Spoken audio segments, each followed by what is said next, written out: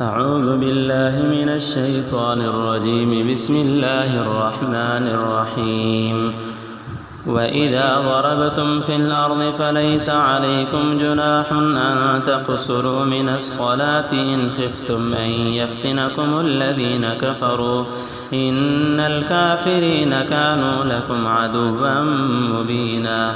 وإذا كنت فيهم فأقمت لهم الصلاة فلتقم طائفة منهم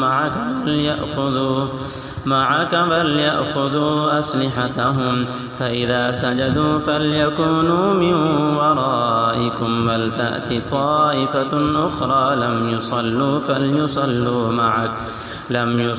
فليصلوا معك وليأخذوا حذرهم وأسلحتهم ود الذين كفروا لو تغفلون عن أسلحتكم وأمتعتكم فيميلون عليكم ميلة واحدة.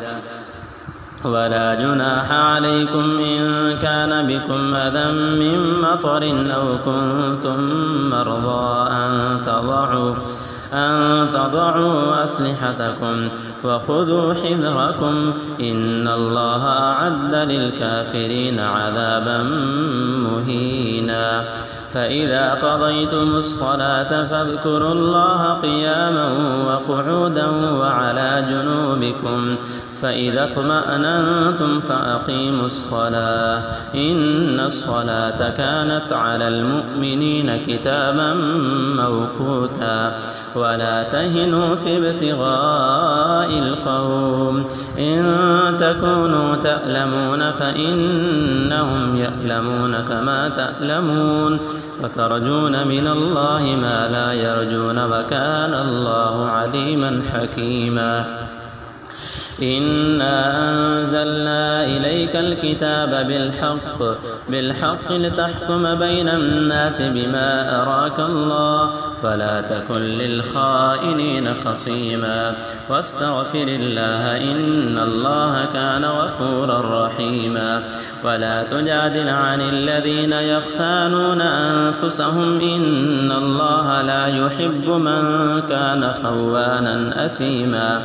يستخفون من الناس ولا يستخفون من الله وهو معهم إذ يبيتون ما لا يرضى من القول وكان الله بما يعملون محيطا. ها أنتم هؤلاء جادلتم عنهم في الحياة الدنيا فمن يجادل الله عنهم يوم القيامة أم من يكون عليهم وكيلا. ومن يعمل سوءا أو يظلم نفسه ثم يستغفر الله يجد الله غفورا رحيما. ومن يكسب إثما فإنما يكسبه على نفسه وكان الله عليما حكيما. ومن يكسب خطيئة أو إثما ثم يرم به بريئا فقد احتمل بهتانا وإثما مبينا. ولولا فضل الله عليك ورحمته لهمت طائفة منهم من يضلوك وما يضلون إلا أنفسهم وما يضرونك من شيء.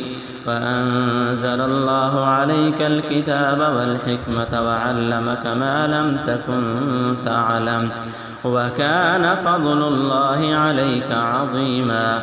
لا خير في كثير من نجواهم إلا من أمر بصدقة أو معروف أو إصلاح بين الناس ومن يفعل ذلك ابتغاء مرضات الله فسوف نؤتيه أجرا عظيما.